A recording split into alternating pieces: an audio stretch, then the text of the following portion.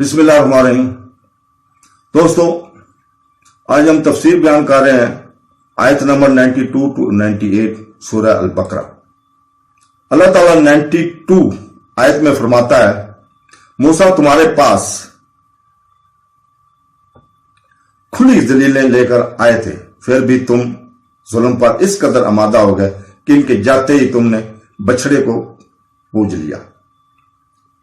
اور یاد کرو جب ہم نے تم سے عہد لیا تھا اور تمہارے اوپر کوہ طور کو بلند کیا، کہا کہ جو کچھ ہم نے تمہیں دیا ہے اسے مضبوطی سے پکڑو اور ہمارا کلام سنو۔ انہوں نے کہا ہم نے سنا اور نافرمانی کی، اور ان کے دل ان کے کفر کی وجہ سے بچڑے کی عبادت میں مشغول ہو گئے۔ آپ کہہ دیجئے اگر تم مومن ہو تو سب سے بری چیز ہے جس کا تمہارا ایمان تمہیں حکم دیتا ہے۔ یہودی نے اس کے بعد بغاوت کی جب اللہ نے ان سے عہد لیا اور پہاڑ کو اپنے سروں سے بلند کیا۔ اللہ نے یہودیوں کو ان کی غلطیوں کی یاد دلائی، اپنے عہد کی خلاف ورزی، سرکشی اور نافرمانی۔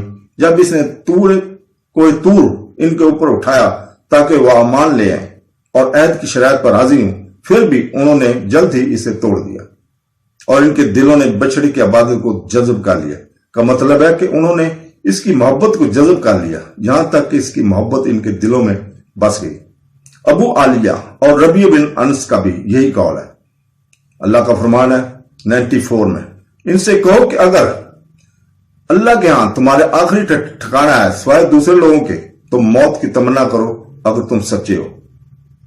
یہ ان کی ضرورت سے زیادہ دنیاوی کا لطف اور تنزیہ حوالہ ہے۔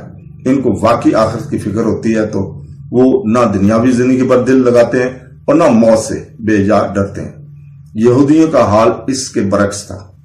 95 میں اللہ تعالیٰ فرماتا ہے، لیکن وہ کبھی اس کی آرزو نہیں کریں گے ان کے برے اعمال کی وجہ سے جو انہوں نے کیے۔ اللہ ظالموں کو خوب جانتا ہے۔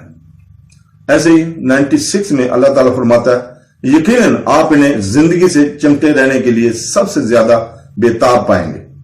یقینی ان لوگوں سے بھی زیادہ شوقین ہیں جو اللہ کے ساتھ شریک کرتے ہیں۔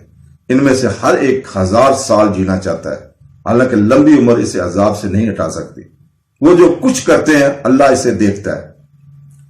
عربی عبارت کا مطلب یہ ہے کہ یہودی موت سے اس قدر خوفزدہ تھے اور زندہ رہنے کے لیے اس قدر بے چین تھے کہ انہیں اس بات کی کوئی پرواہ نہیں تھی کہ وہ ایک باوقار زندگی گزار رہے ہیں اور یا ان کی زندگی ذلت اور رسوائی کی عبادت ہے۔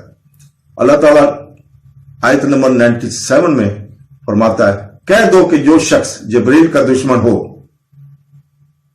جاننا چاہیے کہ اس نے یہ قرآن اللہ کے حکم سے تمہارے دل پر نازل کیا ہے۔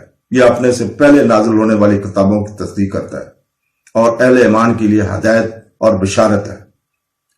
یہودیوں نے نہ صرف رسول پاک صلی اللہ علیہ وسلم اور آپ کے پیروکاروں کو گالی دی بلکہ اللہ کے ہر گزیدہ فرشتے جبریل کو بھی اپنا دشمن قرار دیا اور آپ صلی اللہ علیہ وسلم کو نعمت کی بجائے لعنت کا فرشتہ قرار دیا۔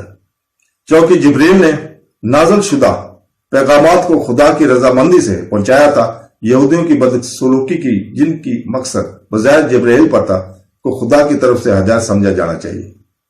انہوں نے جبریل کو گالی دی کیونکہ وہ قرآن کو خدا کی طرف سے لایا تھا، اور چونکہ قرآن مجموعی طور پر تورات کی تصدیق کرتا ہے، یہ بھی ان گالیوں میں سے شریک ہو گیا۔ یہاں ایک باریک نصیحت ہے کہ یہودیوں کا غضب در حقیقت ہدایات اور راست بازی کے خلاف تھا، حالانکہ ان کو قبول کرنے سے انہیں اپنی کامیابی کی بشارت ملتی تھی۔ 98 میں اللہ تعالیٰ فرماتا ہے، اور اگر یہ ان کی جبریل سے دشمنی کا سبب ہے تو وہ جان لے جو کوئی اللہ، اس کے فرشتوں اور اس کے رسولوں اور جبریل اور میکائیل کا دشمن ہے، وہ یقیناً اللہ کو ایسے کافروں کا دشمن پائیں گے۔ اللہ حافظ۔